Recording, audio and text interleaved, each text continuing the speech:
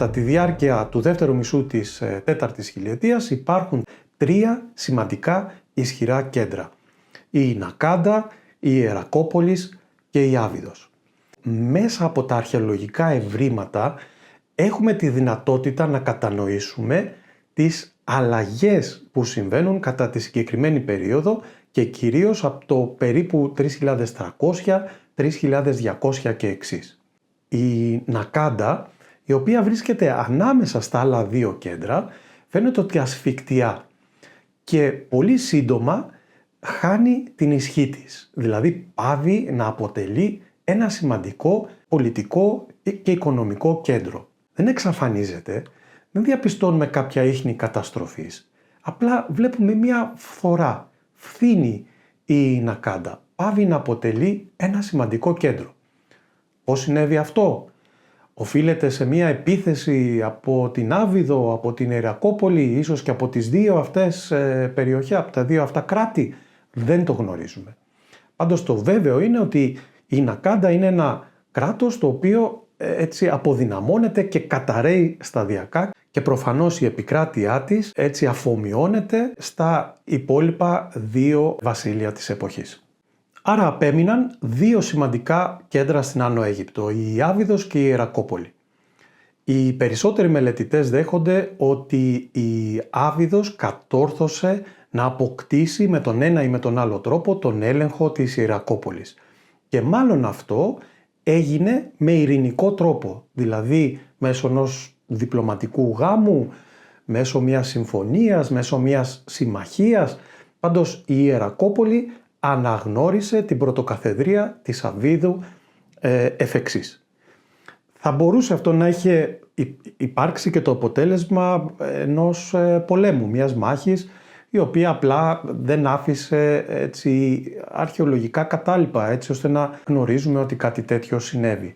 Το επιχείρημα που χρησιμοποιείται κυρίως από τους ερευνητές που δέχονται αυτό το σενάριο της ειρηνικής συνύπαρξης, δηλαδή της ειρηνικής μεταβίβασης της εξουσίας από την Ιερακόπολη στην Άβυδο, είναι ότι η Ιερακόπολη δεν εγκαταλείπεται, δεν καταστρέφεται, συνεχίζει να αποτελεί ένα σημαντικό πολιτικό και οικονομικό κέντρο και μάλιστα ο πολιούχος θεός της, ο θεός Όρος, ο Χόρους, θα αποτελέσει εφ' εξής το κύριο σύμβολο όλων των Αιγύπτιων Φαραώ, κυρίως της 3ης χιλιετίας.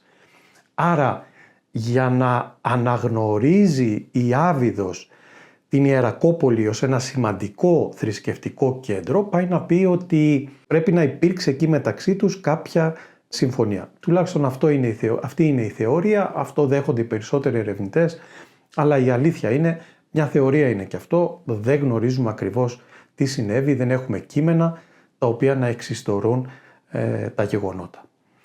Πάντως το σημαντικό είναι ότι από το 3200 και μετά η Άβυδος θα είναι το σημαντικότερο κέντρο της Αιγύπτου και εκεί μάλιστα θα θάβονται εφ' εξής και οι Αιγύπτιοι ηγεμόνες όταν ακριβώς επέλθει η ενοποίηση της Αιγύπτου.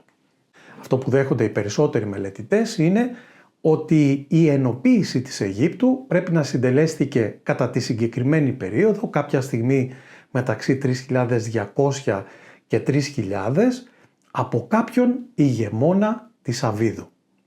2 είναι τα κύρια νεκροταφεία της Αβύδου. Το νεκροταφείο που είναι γνωστό σήμερα με το γράμμα B και το νεκροταφείο που είναι γνωστό με το γράμμα U. Το πρώτο νεκροταφείο, δηλαδή το νεκροταφείο U, έχουν βρεθεί συνολικά μέχρι τώρα τουλάχιστον 700 περίπου τάφοι, οι οποίοι χρονολογούνται από το 3700 μέχρι περίπου και το 3000 π.Χ. Κατά την ύστερη περίοδο, δηλαδή από το 3200 μέχρι και το 3000, σε αυτό το νεκροταφείο U, βρίσκουμε κυρίως ταφές της ανώτερης τάξης, ιδιαίτερα πλούσιες ταφές.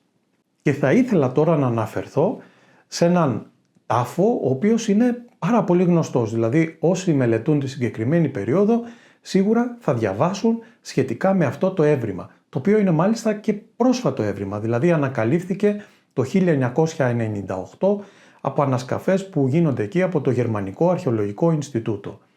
Πρόκειται δηλαδή για τον τάφο UJ, U από το νεκροταφείο και J είναι η κωδική ονομασία του συγκεκριμένου τάφου. Αυτός ο συγκεκριμένος τάφος χρονολογείται περίπου μεταξύ 3200 και 3150 π.Χ. Έχει ορθογώνιο σχήμα, δηλαδή είναι περίπου 10 επί 5 μέτρα οι διαστάσεις του. Είναι υπόγειος και φτάνει σε βάθος περίπου 1,5 μέτρο. Αυτός ο τάφος ήταν στεγασμένος με μια ξύλινη στέγη, επάνω στην οποία είχαν τοποθετηθεί κεραμίδια. Και είναι αρκετά πιθανό ότι ολόκληρος ο τάφος είχε καλυφθεί με χώμα, σχηματίζοντας έτσι έναν τύμβο ο οποίος θα ήταν ορατός από αρκετά μακριά. Δυστυχώς ο τάφος αυτός βρέθηκε συλλημμένος όπως και οι περισσότεροι τάφοι αυτής της εποχής και μάλιστα η σύλλησή του πρέπει να γίνει ήδη κατά την αρχαιότητα. Αποτελείται από μία σειρά δωματίων, ένα από αυτά είναι αρκετά μεγαλύτερο από τα υπόλοιπα και μάλλον εκεί θα ήταν θαμμένος αρχικά ο νεκρός από τον οποίο δεν έχουν μείνει καθόλου ίχνη δυστυχώς. Υπάρχουν όμως κατάλοιπα της βάσης μιας ξύλινης κατασκευής που ίσως ήταν ένας ναΐσκος, αλλά δυστυχώς και αυτό δεν έχει βρεθεί. Μεγάλο ενδιαφέρον παρουσιάζει το γεγονός ότι σε όλα τα δωμάτια υπάρχουν χωρίσματα επιμήκη, τα οποία έχουν ύψος περίπου 1 με 1,2 μέτρα και πλάτος 10 με 20 εκατοστά και μάλλον λειτουργούσαν ως πόρτες. Βέβαια είναι πολύ στενά για να επιτρέψουν σε έναν άνθρωπο να περάσει από το ένα δωμάτιο στο άλλο. Γνωρίζουμε ότι αργότερα, κατά την 3η και 2η χιλιετία, οι Αιγύπτιοι πίστευαν πως η ψυχή μετά το θάνατο, τουλάχιστον μέχρι να ολοκληρωθούν οι ταφικές τελετουργίες και να αποχωρήσει η ψυχή για τον κάτω κόσμο, είχε τη μορφή ενός μικροσκοπικού πουλιού, το οποίο είχε και ανθρώπινο κεφάλι και το ονόμαζαν Μπα. Αυτό λοιπόν το μικροσκοπικό Μπα μπορούσε να περάσει από πολύ μικρά ανοίγματα. Άρα προφανώς αυτά τα χωρίσματα επέτρεπαν στην ψυχή του νεκρού, ο οποίος παρέμενε στον τάφο μέχρι να ολοκληρωθούν οι ταφικές τελετουργίες, να μεταβαίνει από το ένα δωμάτιο στο άλλο, έτσι ώστε να μπορεί να έχει πρόσβαση στα κτερίσματά της, δηλαδή τις προσφορές που έγιναν σε αυτή, καθώς και στα τρόφιμα τα οποία είχαν τοποθετηθεί στα υπόλοιπα δωμάτια. Όπως ανέφερα ήδη, δυστυχώς αυτός ο τάφος έχει συλληθεί και μάλιστα αρκετές φορές κατά το παρελθόν. Ωστόσο, πρέπει να ήταν πολύ σημαντικός. Αυτό προκύπτει από το γεγονός ότι σε ένα από τα δωμάτια έχουν βρεθεί 173 αγκία και μάλιστα αγκία τα οποία έχουν προέλθει από τη Χαναάν και μάλιστα αυτά περιείχαν κρασί. Αυτό το γνωρίζουμε από αναλύσεις που έγιναν πάνω στα τοιχώματα αυτών των αγκίων. Το κρασί δεν παράγεται στην Αίγυπτο, οι Αιγύπτιοι παράγουν και καταναλώνουν μπύρα.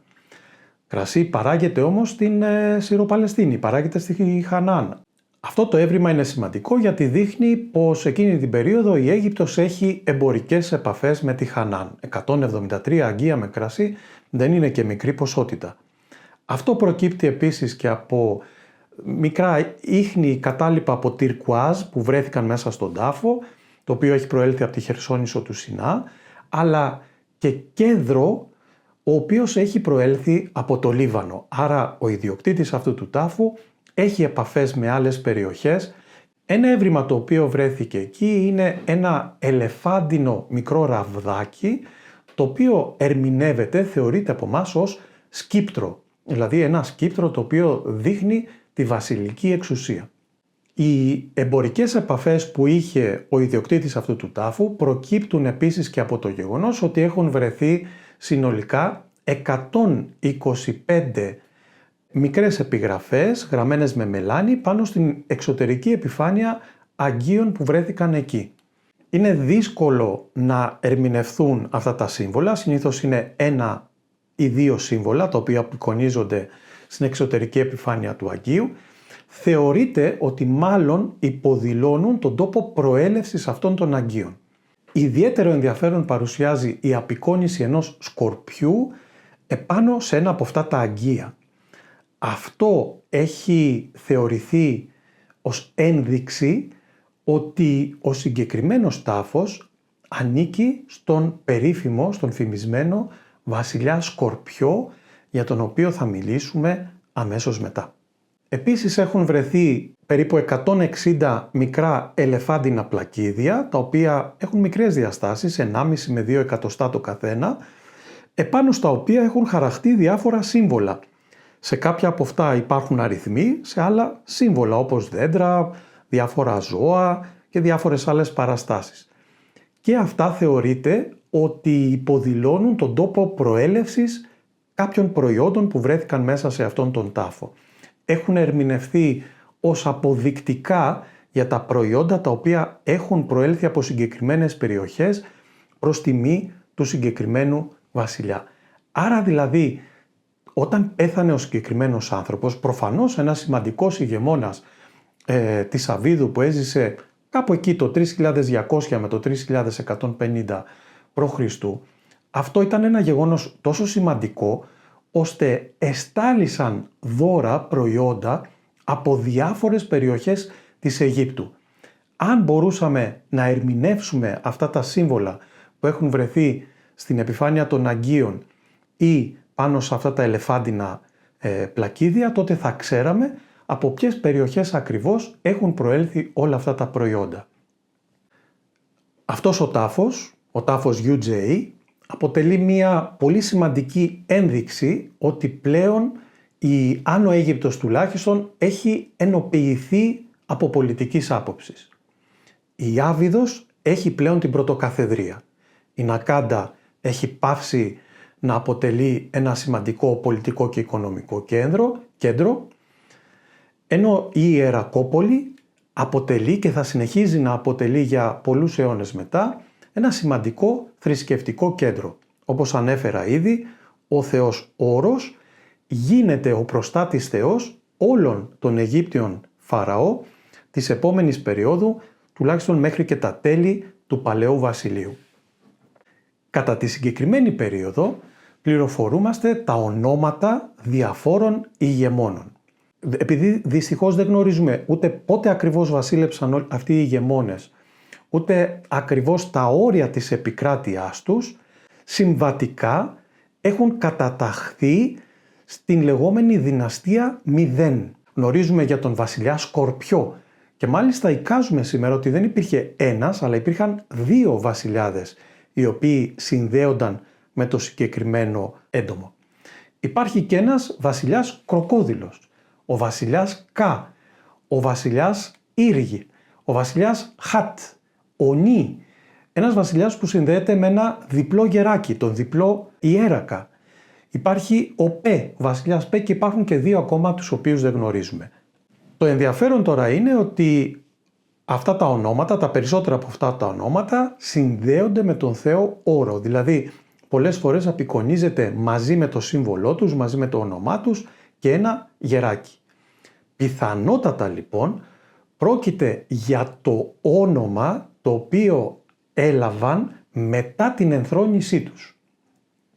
Και αυτό το όνομα ονομάζεται συμβατικά από μας σήμερα ως το όνομα του Όρου.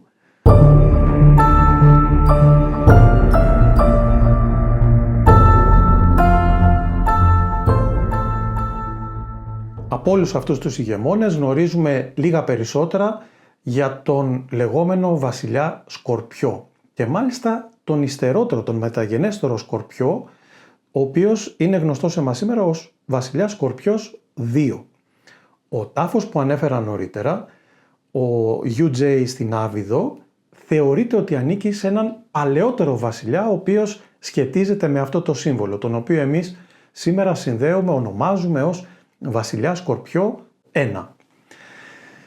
Η ένδειξη για την ύπαρξη αυτού του δεύτερου μεταγενέστερου βασιλιά Σκορπιού, ο οποίος βασίλεψε κάποια στιγμή αργότερα, εκεί στο μεταξύ 3150 και 3050 π.Χ., προέρχεται από ένα έβριμα το οποίο ανακαλύφθηκε σε ένα ναό της Ιερακόπολης το 1898.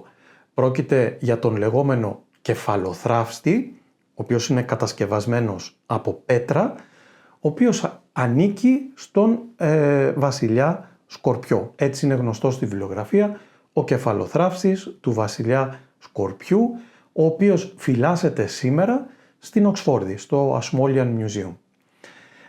Πρόκειται για τον μεγαλύτερο σωζόμενο κεφαλοθράφστη, αν και δυστυχώς δεν σώζεται ολόκληρο, σώζεται σε θραυσματική μορφή.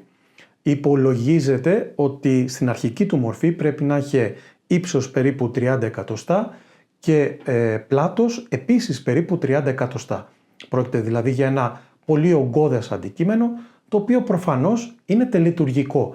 Δηλαδή έχει κατασκευαστεί όχι για να χρησιμοποιηθεί στη μάχη από τον ηγεμόνα, αλλά ως ένα αντικείμενο το οποίο θα προσφερθεί στο ιερό, προφανώς της Ιερακόπολης, προφανώς προς τιμή του Θεού Όρου, ο οποίος λατρεύεται εκεί, από τον ηγεμόνα για να γιορτάσει κάποια νίκη του ή προφανώς κάποιο άλλο σημαντικό γεγονός.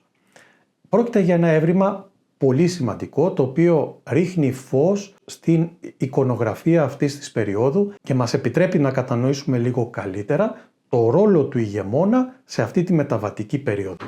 Στο κέντρο της παράστασης απεικονίζεται σε πολύ μεγάλο μέγεθος ένας όρθιος άνδρας, προφανώς ο ηγεμόνας, ο οποίος φορά ένα στέμμα, το οποίο έχει το σχήμα του λευκού στέμματος, το οποίο συνδέεται αργότερα με την Άνω Αίγυπτο. Άρα δηλαδή εδώ δηλώνεται με πολύ μεγάλη σαφήνεια ότι πρόκειται για έναν ηγεμόνα της Άνω Αιγύπτου. Πρόκειται για έναν ηγεμόνα όχι μόνο επειδή έχει αυτό το πολύ μεγάλο μέγεθος, αλλά επειδή ακριβώς έχει στο πίσω μέρος του και μία ουρά ταύρου, ένα χαρακτηριστικό εικονογραφικό το οποίο θα δούμε πολύ συχνά εφ' εξής να συνδέεται με τους Αιγυπτίους ηγεμόνες. Στα χέρια του δεν κρατάει ένα όπλο, αλλά κρατάει ένα αντικείμενο το οποίο μπορεί να ερμηνευτεί είτε ως μία τσάπα, για να σκάψει δηλαδή, ή κάποιοι το έχουν ερμηνεύσει και ως άρωτρο. Δηλαδή, εν πάση περιπτώσει, ένα εργαλείο για να οργώσει ένα χωράφι ή να ανοίξει ένα κανάλι το οποίο θα μεταφέρει το νερό του Νείλου ποταμού προς την έρημο, έτσι ώστε να αυξηθεί η καλλιεργήσιμη γη. Μπροστά του, σε πολύ πολύ μικρότερο μέγεθος, βρίσκεται ένας άνδρας ο οποίος κρατάει ένα καλάθι στα χέρια του και είναι έτοιμος να δεχτεί το χώμα το οποίο θα ρίξει μέσα σε αυτό ο ηγεμόνας αφού ξεκινήσει να σκάβει. Κάτω από αυτή την παράσταση βρίσκεται μάλλον ένα ποτάμι, ο Νείλος προφανώς ποταμός με ένα παραπόταμο, και ίσως είναι αυτό το κανάλι το οποίο ο βασιλιάς μαζί με τους υπηκόους του σκάβουν, ανοίγουν. Κάποιοι άνδρες δουλεύουν μέσα σε αυτό το κανάλι και πίσω τους υπάρχει ένα δέντρο και ένα ορθογώνιο. Αυτό το ορθογώνιο θεωρείται ότι μάλλον συνδέεται με ένα ιερό, άρα δηλαδή ο ηγεμόνας έχει ιδρύσει και ένα καινούριο ιερό. Το ότι έχει ιδρύσει ιερά προκύπτει επίσης και από το γεγονός ότι υπάρχει μια θωλωτή κατασκευή και αριστερά του καναλιού αλλά και στα δεξιά, σε δύο σημεία μάλιστα, και πάνω δηλαδή και κάτω. Άρα δηλαδή όλη αυτή η πράξη του συνδέεται και με την ίδρυση καινούριων ιερών. Αυτή η δραστηριότητα λαμβάνει χώρα μάλλον στο Δέλτα του Νείλου, γιατί πίσω ακριβώς από τον ηγεμόνα υπάρχουν δύο πολύ μικρές ανθρώπινες μορφές, υπήκοοι του δηλαδή, οι οποίες κρατάνε δύο μεγάλα αντικείμενα τα οποία μοιάζουν με λάβαρα ή μπορεί απλά να είναι και φτερά, να του κάνουν και αέρα ή να διώχνουν και τις μύγες. Ξέρετε, αυτό είναι ένα μοτίβο το οποίο βλέπουμε αργότερα και στην Αιγυπτιακή αλλά και στη Μεσοποταμιακή εικονογραφία. Είναι απαραίτητο όταν ζει κάποιος σε ένα ζεστό κλίμα. Πίσω από αυτές τις δύο μορφές υπάρχει ένα νειλωτικό τοπίο, το οποίο μάλλον συνδέεται με το Δέλτα του Νείλου. Γιατί εδώ βλέπουμε παπύρους, τα φυτά του παπύρου, τα οποία ανθούν μόνο στο Δέλτα του Νείλου. Άρα όλη αυτή η δραστηριότητα του Φαραώ μάλλον λαμβάνει χώρα στο Δέλτα του Νείλου. Στο επάνω τμήμα της παράστασης υπάρχει μια πολύ πιο δυσάρεστη απεικόνηση. Βλέπουμε δηλαδή πασάλους με τα σύμβολα προφανώς πόλεων και από τον κάθε ένα πάσαλο κρέμεται, έχει απαγχωνιστεί ένα πουλί. Αυτό μάλλον είναι το ρεχίτ. το σύμβολο Ρεχίτ που αργότερα σημαίνει λαός και συνδέεται ή ταυτίζεται με το πουλί Καλιμάνα, το οποίο ανέφερα και στο προηγούμενο επεισόδιο. Κάποιοι μελετητές παλιότερα είχαν θεωρήσει ότι αυτό το σύμβολο συνδέεται ειδικότερα με τους κατοίκους του Δέλτα του Νείλου, αλλά η αλήθεια είναι ότι αυτό δεν προκύπτει με βεβαιότητα.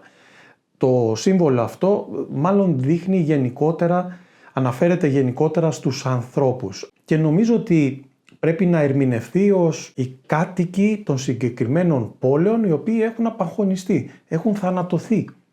Δηλαδή, αφού κατέκτησε ο συγκεκριμένος Φαραώ της Άνω Αιγύπτου πόλεις οι οποίες βρίσκονται προφανώς στην Κάτω Αίγυπτο, αφού δηλαδή εξόντωσε εκεί τους αντιπάλους του, προχωρά στην κατασκευή καναλιών για να αυξήσει την καλλιεργήσιμη γη, άρα δηλαδή τώρα πια μπορεί να καταπιαστεί με την ειρήνη.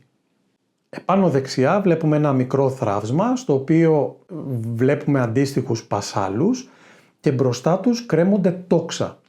Ίσως αυτά τα τόξα να συμβολίζουν τους εχθρούς του Αιγύπτιου ηγεμόνα. Αργότερα η φράση τα τόξα ή τα 9 τόξα συμβολίζουν τους αντιπάλους της Αιγύπτου. Κάποιοι μελετητές παλαιότερα είχαν υποθέσει ότι σε ένα πολύ μικρό θράψμα που σώζεται από αυτό το κεφαλοθράψτη απεικονιζόταν ένα τμήμα του κόκκινου στέμματος της Κάτω Αιγύπτου. Δηλαδή είχαν υποθέσει πως αυτός ο ηγεμόνας απεικονίζεται στην άλλη όψη του κεφαλοθράψτη φορώντας το στέμμα της Κάτω Αιγύπτου. Αν συνέβαινε αυτό θα αποτελούσε μια απόδειξη ότι η ενοποίηση της Αιγύπτου είχε συντελεστεί ήδη τότε. Αλλά δυστυχώς αυτό δεν προκύπτει με βεβαιότητα. Το σωζόμενο αυτό θράψμα είναι πολύ μικρό και άρα σε καμία περίπτωση αυτή η εικασία δεν μπορεί να αποδειχθεί. Ποιος όμως είναι αυτός ο Φαραώ? Τι μπορούμε να πούμε δηλαδή για την ταυτότητά του? Αυτήν μας την αποκαλύπτουν δύο σύμβολα τα οποία έχουν απεικονιστεί ακριβώς μπροστά από το κεφάλι του. Μπροστά από το στόμα του, σαν να έχει πεταχτεί μέσα από το στόμα του, απεικονίζεται ένας σκορπιός και ακριβώς από πάνω ένα μικρό λουλουδάκι, ένα άνθος, ένας ρόδακας όπως τον ονομάζουμε στην αρχαιολογική ορολογία. Αυτά τα δύο σύμβολα προφανώς και δεν είναι τυχαία. Είναι σύμβολα τα οποία παραπέμπουν σε λέξεις. Ήδη τότε, όπως έχουμε αναφέρει και στο προηγούμενο επεισόδιο, η γραφή έχει αρχίσει και χρησιμοποιείται. Τα σύμβολα, τα ιερογλυφικά σύμβολα τα οποία θα μας είναι γνωστά αργότερα στην τρίτη χιλιετία από την Αίγυπτο, ήδη αναπτύσσονται τότε. Ωστόσο δεν είμαστε ακόμα σίγουροι για την ερμηνεία τους, δηλαδή πώς διαβάζονταν αυτά τα σύμβολα. Τώρα, το βέβαιο είναι ότι το όνομα αυτού του συγκεκριμένου ηγεμόνα δεν ήταν Σκορπιός.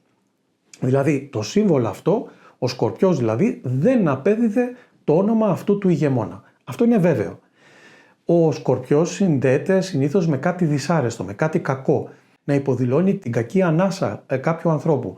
Δεν είναι ένα όνομα το οποίο θα ήταν κατάλληλο για έναν ηγεμόνα. Οπότε αυτό νομίζω μπορούμε να το αποκλείσουμε με βεβαιότητα.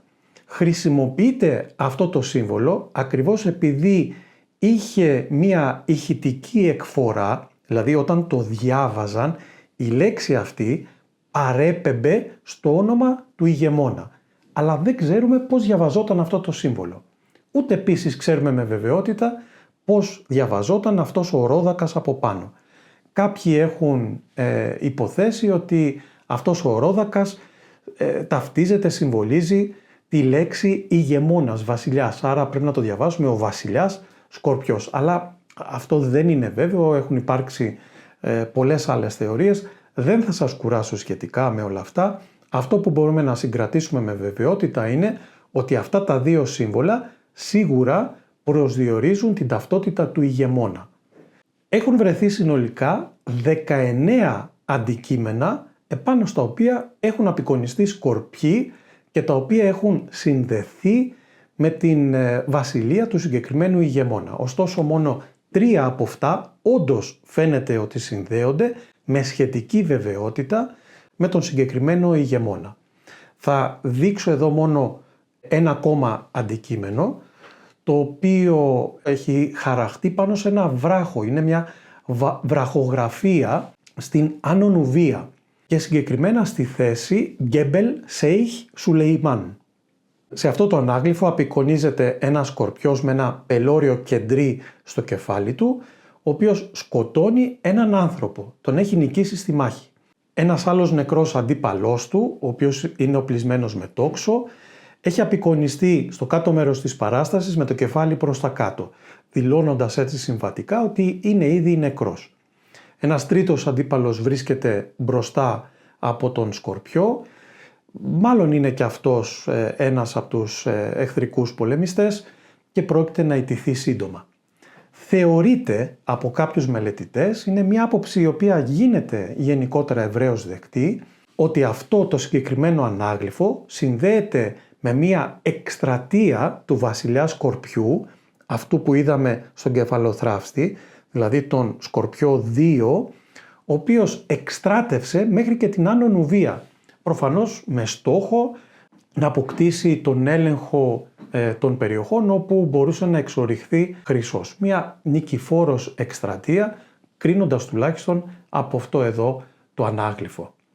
Άρα έχουμε κάποιες ενδείξεις αρκετά σαφείς ότι όντως υπήρξε αυτός ο ηγεμόνας, ο οποίος είναι αγνός του ονόματος και μας είναι γνωστός σήμερα εμάς ως ο βασιλιάς Σκορπιός. Ωστόσο, δεν μπορεί να υποστηριχθεί σε καμία περίπτωση ότι αυτός ο ηγεμόνας έχει ήδη τον έλεγχο της κάτω Αιγύπτου. Γιατί πουθενά, σε καμία παράσταση, τουλάχιστον από τις σωζόμενες παραστάσεις, δεν απεικονίζεται να φορά το κόκκινο στέμμα της κάτω Αιγύπτου. Παντού φορά μόνο το στέμμα της Άνω Αιγύπτου.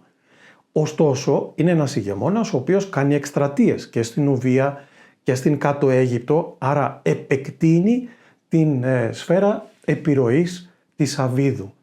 Είναι ένας ηγεμόνας ο οποίος θα προλιάνει το έδαφος για τους επόμενους βασιλείς και κυρίως τον βασιλιά Νάρμερ, έναν από τους πρώτους ηγεμόνες που μας είναι γνωστοί με το όνομά τους και μπορούμε πια με βεβαιότητα να πούμε στην περίπτωση του Νάρμερ ότι αυτός ο ηγεμόνας βασίλεψε τόσο στην Άνω όσο και στην κάτω Αίγυπτο. Αλλά σχετικά με αυτήν την πολύ ενδιαφέρουσα περίπτωση θα μιλήσουμε στο επόμενο επεισόδιο.